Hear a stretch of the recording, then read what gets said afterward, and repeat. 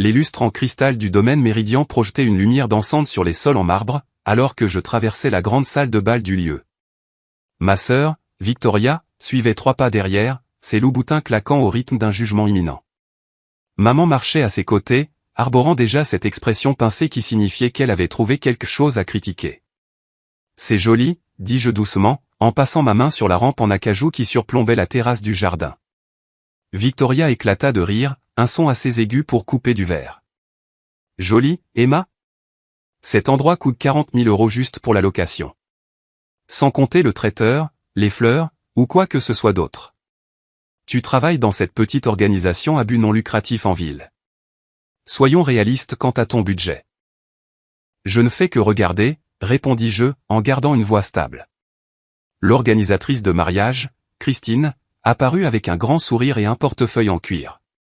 « Mademoiselle Emma, quel plaisir de vous revoir.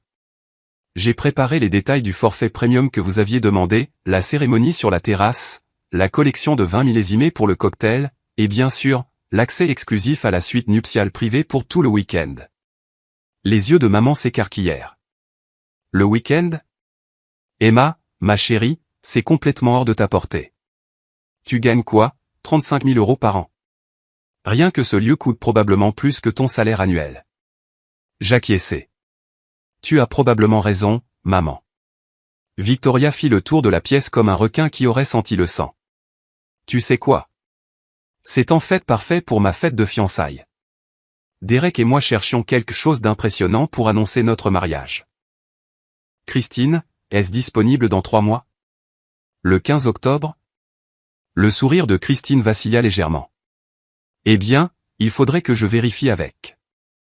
Nous pouvons-nous le permettre, l'interrompit Victoria, en sortant sa carte Amex noire. Contrairement à certaines personnes, la prime du fonds spéculatif de Derek pourrait à elle seule acheter tout ce domaine. Prenez un acompte. 50 000 €. Est-ce suffisant pour le réserver? Victoria, c'est le rendez-vous d'Emma, dit maman, bien que son ton ne portât aucune réelle conviction. Peut-être devrions-nous. Maman, s'il te plaît, dit Victoria. Nous savons toutes les deux qu'Emma ne fait que du lèche-vitrine. Elle fait ça tout le temps, prétendant qu'elle peut s'offrir des choses pour se sentir mieux dans sa petite vie triste. Tu te souviens quand elle a visité ses appartements en attique l'année dernière, ou quand elle a essayé cette Tesla? C'est embarrassant. Je sentis cette oppression familière dans ma poitrine, mais je gardai une expression neutre. Ce n'est pas grave. Si Victoria veut le lieu, elle devrait le prendre. Christine nous regarda tour à tour, clairement mal à l'aise. Peut-être devrions-nous en discuter séparément. Emma, vous aviez mentionné vouloir la date de décembre pour votre propre événement. Décembre? Victoria éclata de rire à nouveau. Elle n'a même pas de petite amie. Maman, elle est littéralement en train d'organiser un mariage pour une relation imaginaire. C'est pire que ce que je pensais. Maman toucha le bras de Victoria, mais pas pour l'arrêter. Victoria n'a pas tort, Emma. Tu as toujours été imaginative. Peut-être devrais-tu te concentrer sur la recherche de quelqu'un, avant de commencer à réserver des lieux que tu ne peux pas te permettre. Je comprends, dis-je doucement. Le téléphone de Christine vibra. Elle y jeta un coup d'œil en fronçant les sourcils. Excusez-moi un instant. Je dois prendre cet appel. Elle se dirigea vers les portes-fenêtres menant à la terrasse. Victoria se mit immédiatement à faire de nouveau le tour de la salle de bal, son téléphone à la main, prenant des photos. Derek va halluciner quand il verra ça.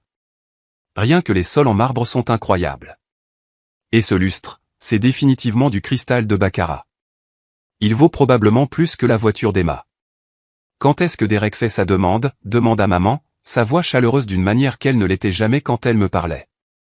Le mois prochain à Paris. Il m'emmène au Jules Verne, le restaurant de la Tour Eiffel. Il a déjà fait concevoir une bague Tiffany sur mesure. 3 carats, monture en platine, diamant sans défaut. Victoria me jeta un coup d'œil. Certaines d'entre nous n'ont pas besoin de faire semblant dans leur vie. Je me suis approché de la fenêtre, regardant les jardins manucurés. Le domaine s'étendait sur près de 5 hectares, avec des bassins réfléchissants, une roseraie, et une vue sur la ligne d'horizon de la ville au loin. Je l'avais acheté il y a 4 ans par l'intermédiaire de ma société holding, à une époque où les prix de l'immobilier dans cette zone étaient bas. Les rénovations à elles seules avaient coûté 7 millions de dollars. Allô, la Terre, ici Emma, lança Victoria. Tu m'as entendu? J'ai demandé ce que tu fais réellement dans cette organisation à but non lucratif. Tu es réceptionniste ou quelque chose comme ça? Je travaille dans les acquisitions, dis-je. Acquisition, ricana Victoria. C'est un mot chic pour dire que tu classes des papiers. Maman, elle travaille pour une organisation à but non lucratif. Il gagne à peine de l'argent. Elle répond probablement au téléphone en prétendant que c'est important. Maman soupira. Emma, ma chérie, il n'y a pas de honte à être réaliste sur ta situation. Victoria a travaillé dur pour en arriver là où elle est, associée senior dans un cabinet d'avocats, fiancée à un homme qui a réussi. Peut-être que si tu t'étais davantage concentré sur ta carrière, au lieu de tous ces rêves, tu serais dans une meilleure position. Tu as raison, dis-je. La vérité était plus compliquée. La petite organisation à but non lucratif était la Fondation Westmore, une organisation que j'avais fondée après l'introduction en bourse de ma société de logiciels, il y a 6 ans. Je l'avais vendue à un conglomérat technologique pour 840 millions de dollars quand j'avais 27 ans. La fondation gérait désormais 200 millions de dollars d'actifs, finançant des programmes artistiques, des initiatives de logement, et des projets éducatifs dans 3 États. Je me versais un salaire modeste, parce que je n'avais pas besoin d'argent. Mon portefeuille d'investissement générait suffisamment de revenus passifs pour financer plusieurs vies de luxe. Mais j'avais appris très tôt que parler d'argent à ma famille ne faisait qu'empirer les choses. Le ressentiment de Victoria avait commencé dans l'enfance, quand j'étais entré au MIT et qu'elle était allée à l'université d'État. Il s'était intensifié quand j'avais créé mon entreprise, et avait atteint son paroxysme quand je l'avais vendue. Après un Thanksgiving désastreux où j'avais mentionné la vente, Victoria avait passé des mois à publier sur les réseaux sociaux que certains ont de la chance, alors que le vrai succès demande du travail.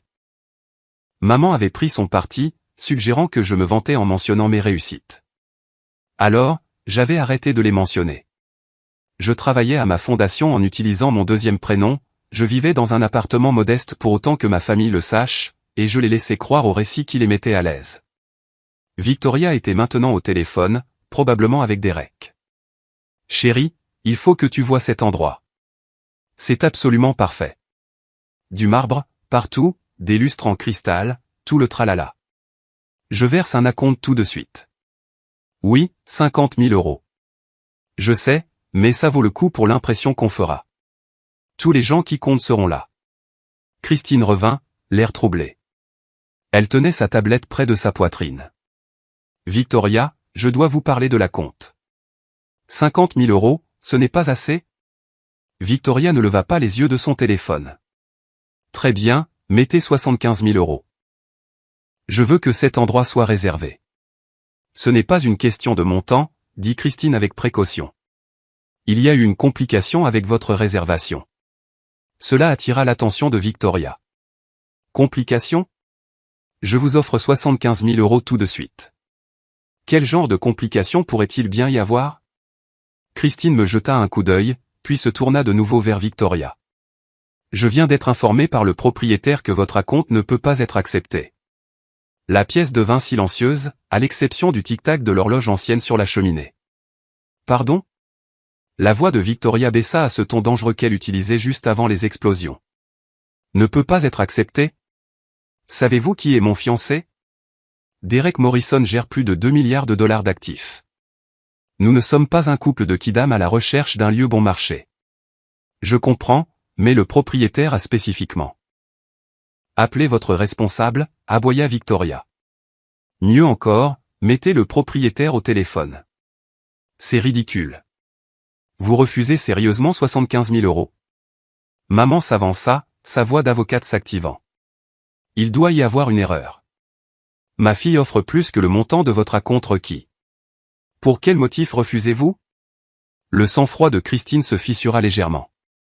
Madame Hartwell, je n'ai pas tous les détails. Je viens de recevoir un appel de la société de gestion immobilière, indiquant que la réservation de Victoria ne peut pas aboutir. C'est de la discrimination, dit Victoria, la voix montant. Voilà ce que c'est. Nous allons vous poursuivre en justice. Maman, c'est littéralement ta spécialité. Ils ne peuvent pas refuser un service sans motif. Elle a raison, acquiesça maman. Christine, vous devez fournir une raison légitime pour ce refus, ou nous déposerons une plainte auprès de l'ordre professionnel de l'État. Je restais près de la fenêtre, regardant un jardinier s'occuper des rosiers en contrebas. Victoria se tourna brusquement vers moi. C'est de ta faute, d'une manière ou d'une autre, n'est-ce pas? Tu les as appelés? Tu as saboté ma réservation parce que tu es jalouse? Je n'ai passé aucun appel, dis-je honnêtement. Alors quoi? Le téléphone de Victoria sonna. Elle y jeta un coup d'œil, fronça les sourcils, et répondit. Allô? Oui, c'est Victoria Hartwell. Quoi? Non, il doit y avoir une erreur. Je suis sur les lieux en ce moment même, en train d'essayer de réserver. Comment ça, annulé? Son visage passa de la confusion à la pâleur, puis au rouge vif en l'espace de quelques secondes. Ma journée au spa, dit-elle lentement. À l'Azur demain? Mais j'ai réservé ça il y a des mois. Vous me remboursez? Quoi? Je ne comprends pas le propriétaire? Qu'est-ce qu'il y a avec le propriétaire? Le téléphone de Christine sonna simultanément. Elle s'écarta, répondant à voix basse. Le téléphone de maman vibra avec un texto. Elle le regarda et fronça les sourcils. C'est étrange. Le gérant de cette boutique où j'ai commandé ton cadeau d'anniversaire, Victoria. Ils disent que la commande est annulée. Qu'est-ce qui se passe? Que quelqu'un appelle le Spa Azur tout de suite et demande pourquoi ils annulent mon rendez-vous, exigea Victoria, toujours au téléphone. Ça fait 3 ans que j'y vais. Christine revint, le visage maintenant complètement vidé de sa couleur. Victoria, maman, je dois vous demander à toutes les deux de rassembler vos affaires. Pardon? La voix de maman devint glaciale. On vous demande de quitter la propriété, dit Christine, et je pouvais entendre le tremblement dans sa voix. Immédiatement. Victoria mit fin à son appel et se dirigea d'un pas décidé vers Christine. Partir? Nous sommes des clients potentiels. J'essaie de vous donner de l'argent. Le propriétaire a demandé votre départ immédiat, dit Christine, tenant bon bien que ses mains tremblent. La sécurité a été prévenue. La sécurité? Le rire de Victoria était légèrement hystérique maintenant. Pourquoi faire? Nous n'avons rien fait. Nous sommes littéralement ici, en train de regarder un lieu de réception. Un homme en costume sombre apparut à l'entrée. Michael, le chef de la sécurité du domaine. Il travaillait pour moi depuis que j'avais acheté la propriété. Mademoiselle Hartwell, je vais devoir vous demander, à vous et à votre mère, de quitter les lieux. C'est insensé, dit maman, sa voix d'avocate maintenant teintée d'une véritable confusion. Pour quel motif nous expulsez-vous? Les instructions du propriétaire, dit simplement Michael. Victoria se tourna vers moi, les yeux fous. Tu as fait quelque chose. Je ne sais pas comment, mais tu. Je suis resté ici tout le temps, dis-je doucement. La tablette de Christine sonna. Elle la regarda, puis me regarda, ses yeux s'écarquillant de reconnaissance. Oh mon Dieu! Quoi? Aboya Victoria. Christine l'ignora, s'adressant plutôt directement à moi. Mademoiselle Chin, je suis profondément désolé. Je n'avais pas réalisé que la réservation était à votre prénom et je n'ai jamais fait le lien. J'aurais dû vous reconnaître immédiatement. La tête de Victoria pivota entre Christine et moi. De quoi parlez-vous? C'est Emma. Emma Hartwell. Elle travaille dans une organisation à but non lucratif. C'est Emma Chin, dit Christine, sa voix maintenant respectueuse d'une manière qu'elle ne l'avait pas été auparavant. Elle est la propriétaire du domaine Méridien. Elle est la propriétaire. Elle possède 17 propriétés dans cette ville, y compris ce lieu, le Spa Azur, la boutique Rothmore, et... C'est impossible, interrompit Victoria. Elle est pauvre. Elle travaille dans une organisation à but non lucratif et gagne 30 000 € par an. Elle conduit une Honda vieille de 10 ans. Christine avait l'air vraiment affligée maintenant. Mademoiselle Chin a fondé et vendu Paradigm Solutions il y a 6 ans. Elle est la principale bienfaitrice de la fondation Westmore, qui opère depuis le bâtiment Westmore en centre-ville, qu'elle possède également. La réservation que je coordonne avec elle n'est pas pour un mariage. C'est pour le gala annuel de la fondation, qui accueille plus de 500 invités, dont le gouverneur et 3 sénateurs. Le silence qui suivit fut absolu. Maman parla la première, sa voix à peine un murmure. Emma? L'organisation à but non lucratif est la mienne, dis-je simplement. Je l'ai fondée après avoir vendu mon entreprise. La coupe de champagne de Victoria, oubliée dans sa main, glissa et se brisa sur le sol en marbre. Tu as vendu une entreprise. Il y a 6 ans. Paradigme Solutions. Nous développions des logiciels de sécurité d'entreprise. L'acquisition s'est faite pour 840 millions de dollars. Le chiffre flotta dans l'air comme une bombe. C'est.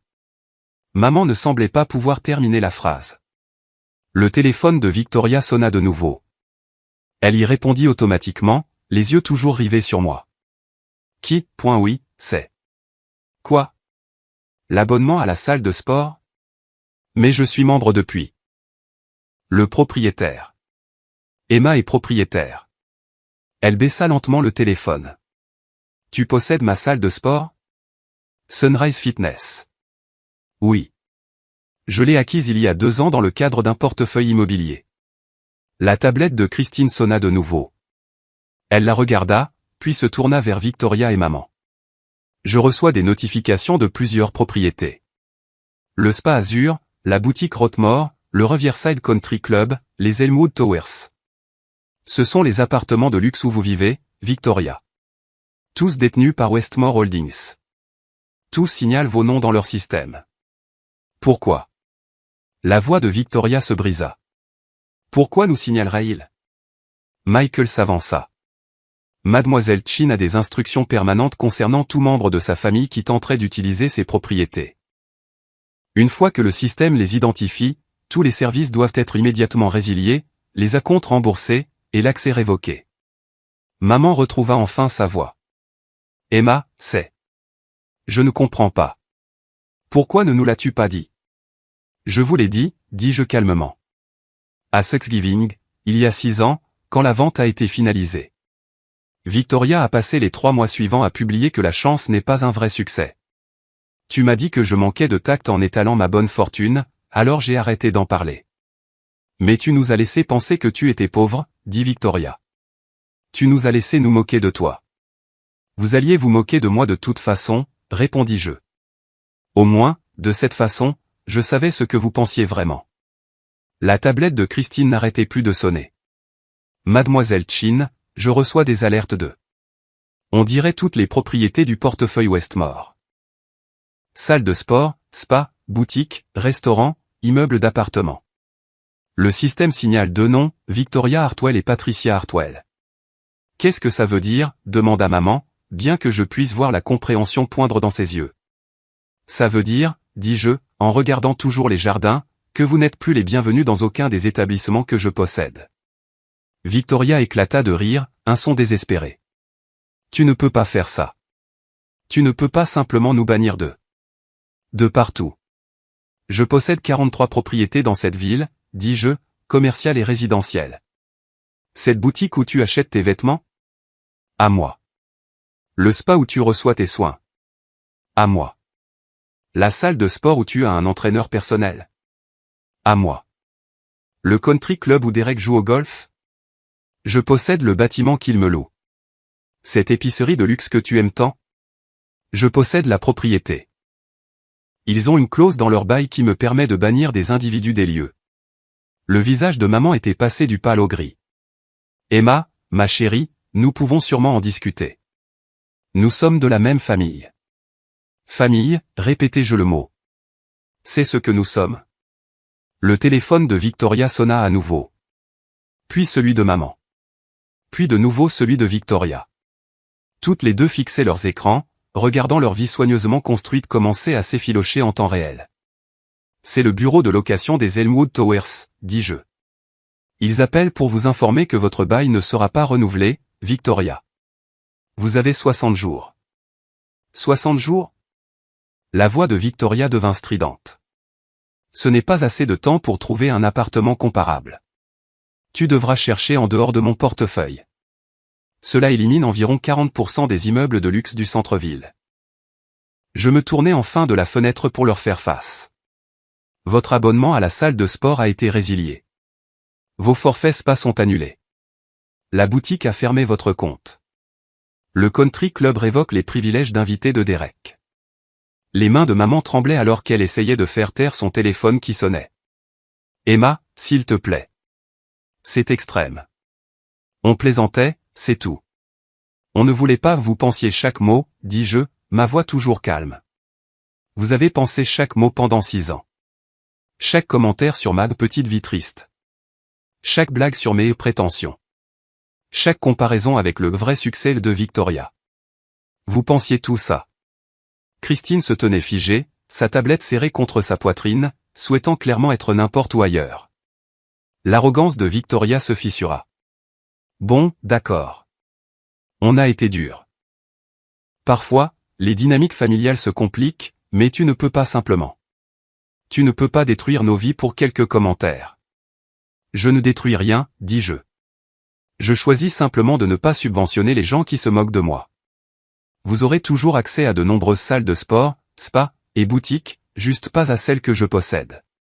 Le cabinet de Derek fait affaire avec la moitié des propriétés que tu possèdes, dit Victoria désespérément. Si tu me bannis, ça va l'humilier. Ça pourrait affecter sa carrière. Alors, peut-être aurais-tu dû y penser avant de qualifier ma vie de triste et d'embarrassante. Maman tenta une autre approche.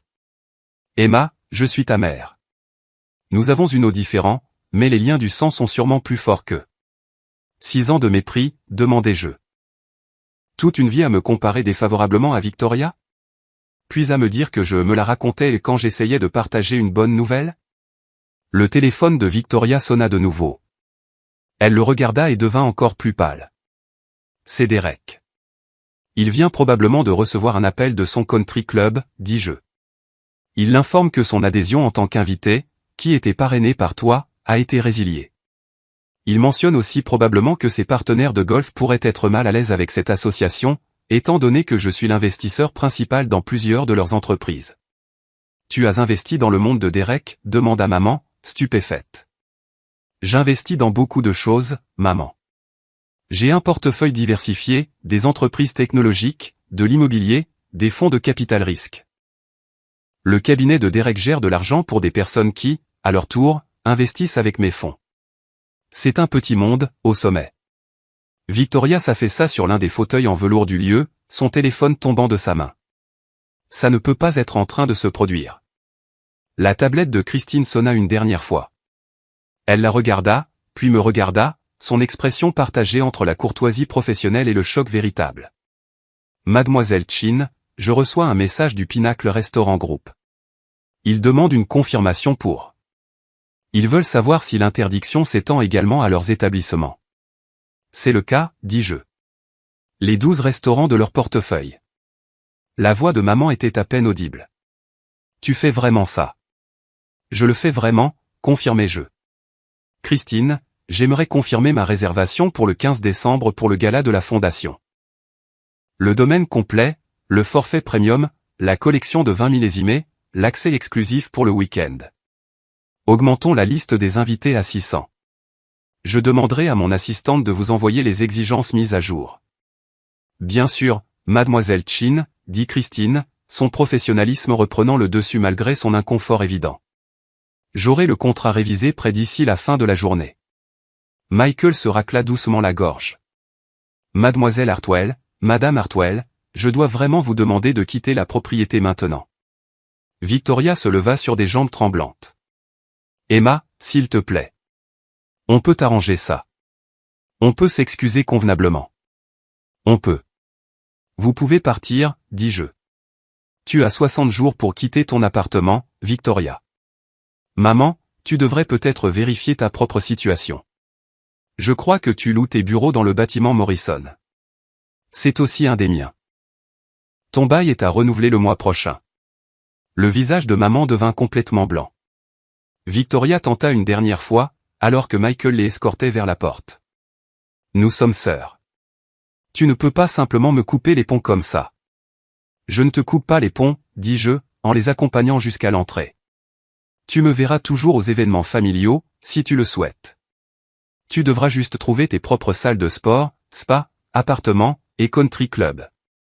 Il y a beaucoup d'options en dehors de mon portefeuille. Maman s'arrêta sur le seuil, se tournant pour me faire face. Et pour Thanksgiving? Noël? Je serai chez mamie pour les deux, comme toujours, dis-je. Vous êtes les bienvenus. Je serai poli. Je serai courtoise. Je serai exactement aussi gentil avec vous que vous l'avez été avec moi. Les implications de cette déclaration pesèrent lourdement dans l'air. Michael tenait la porte ouverte, attendant. Le téléphone de Victoria sonna à nouveau. Puis celui de maman, puis de nouveau celui de Victoria. Ce sont diverses entreprises qui confirment vos interdictions, dis-je. L'après-midi va être longue pour vous deux. Christine, merci de votre patience. Je demanderai à mon assistante de coordonner avec vous les détails du gala.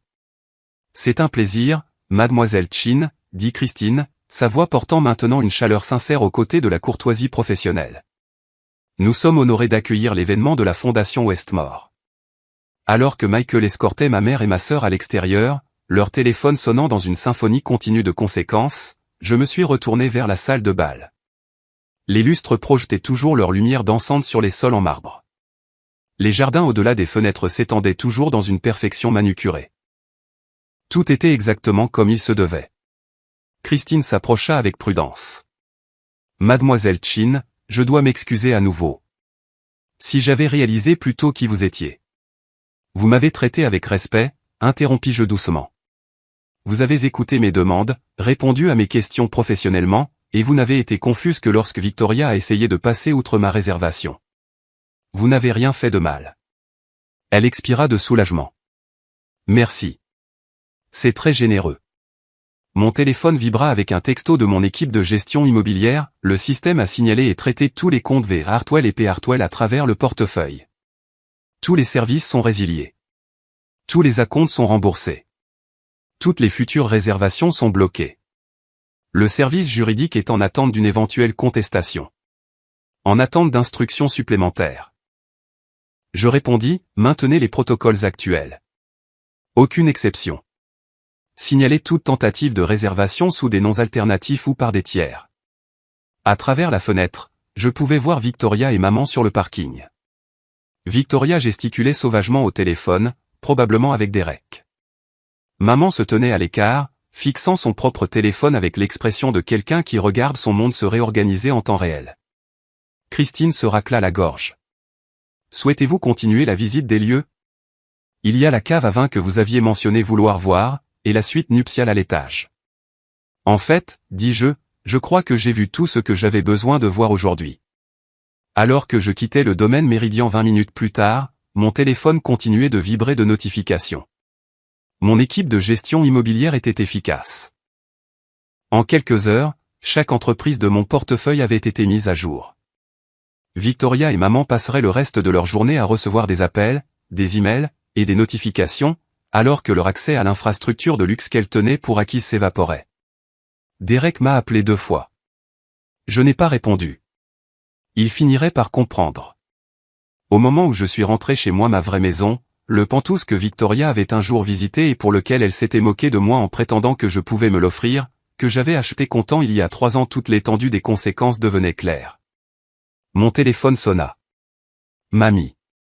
Emma, ma chérie, dit-elle quand je répondis.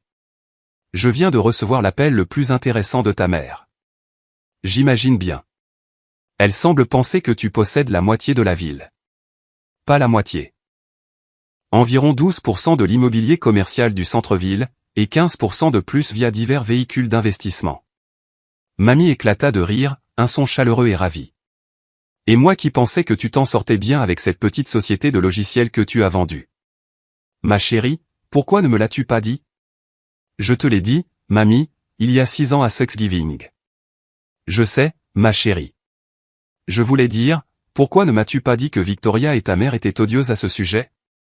M'aurais-tu cru? Il y eut une pause. Non, admit-elle. Victoria a toujours été l'enfant chéri de mon enfant chéri. Je suppose que j'étais aveugle. Ta mère m'a appelé en pleurant, disant que tu détruisais la vie de Victoria. Ça te dit de me donner ta version? Je lui ai donné la version abrégée. Quand j'ai fini, mamie soupira. Tu sais quel est le pire? Dit-elle. Je ne suis même pas surprise. Victoria est jalouse de toi depuis que vous êtes enfant. Ta mère a toujours géré ça en te rabaissant, au lieu d'aider Victoria à grandir. J'aurais dû dire quelque chose il y a des années. Ce n'est pas ta faute, mamie. Peut-être pas. Mais je suis quand même désolé que tu aies senti que tu devais cacher ton succès à ta propre famille. Elle fit une pause. Pour ce que ça vaut, je suis fier de toi. Pas seulement pour le succès en affaires, mais pour avoir géré ça avec grâce. Tu n'as pas crié. Tu ne t'es pas vanté. Tu t'es juste retiré d'une situation malsaine. Merci, dis-je, et je sentis des larmes me piquer les yeux pour la première fois de la journée. Maintenant, dit mamie, son ton s'éclaircissant, à propos de ce gala de la Fondation en décembre. Suis-je invité? Tu es l'invité d'honneur si tu le souhaites. Excellent. Il me faudra une nouvelle robe. De préférence d'un endroit où Victoria ne fait pas ses achats. Je ris malgré moi. Après avoir raccroché, je me suis tenu devant les fenêtres de mon Penthouse, regardant la ville. Quelque part là-dehors, Victoria passait probablement encore des appels, essayant de comprendre comment sa sœur pauvre et sans succès avait bâti un empire qu'elle n'avait même jamais remarqué. Maman élaborait probablement une stratégie, essayant de voir s'il y avait un angle juridique, un moyen de me forcer à restaurer leur accès. Il n'y en avait pas. Mon téléphone vibra de nouveau. Un texto d'un numéro inconnu. C'est Derek Morrison. Nous devons parler de Victoria. Je le supprimai sans répondre. Un autre texto, celui-ci de Victoria elle-même. S'il te plaît, je suis désolé. Pouvons-nous juste parler? Je le regardai un long moment, puis je posai mon téléphone, face contre la table. Ce qu'il y a avec les conséquences, c'est qu'elles sont plus efficaces quand elles sont inattendues. Victoria avait passé des années à se sentir supérieure, certaine que son poste dans un cabinet d'avocats et son fiancé gestionnaire de fonds spéculatifs faisaient d'elle une femme qui a réussi, tandis que je croupissais dans la pauvreté. Maman avait renforcé ce récit à chaque occasion, à l'aise dans une vision du monde où Victoria était l'enfant chéri et j'étais la déception qui devait être plus réaliste. Elles avaient bâti leurs identités sur cette fondation. Maintenant, la fondation avait disparu, et elles découvraient que l'empire dont elles s'étaient moquées avait été sous leurs pieds tout ce temps, soutenant une plus grande partie de leur monde qu'elles ne l'avaient jamais imaginé. Mon téléphone sonna de nouveau. Cette fois, c'était le numéro du fiancé de Victoria, Derek. Puis Victoria, puis maman, puis un numéro que je reconnus comme étant celui du cabinet d'avocats de Victoria. Puis Derek de nouveau. Je mis mon téléphone en silencieux et allai me faire un thé. Demain, mon équipe de gestion immobilière m'enverrait un rapport complet de tous les comptes qui avaient été résiliés, de tous les baux qui ne seraient pas renouvelés, de toutes les manières, subtiles et moins subtiles, dont les vies de Victoria et de maman avaient été restructurées en un seul après-midi. Demain, j'aurais probablement affaire à des avocats. Maman était tout sauf résignée quand elle se sentait lésée. Demain, il y aurait des drames familiaux, des récriminations, et des tentatives de réconciliation qui n'étaient en réalité que des tentatives de retrouver l'accès à mes ressources. Mais ce soir, je me tenais dans mon Penthouse, buvant du thé, regardant les lumières de la ville scintiller en contrebas, et je ressentais la sensation inconnue d'être complètement, sans excuse, moi-même.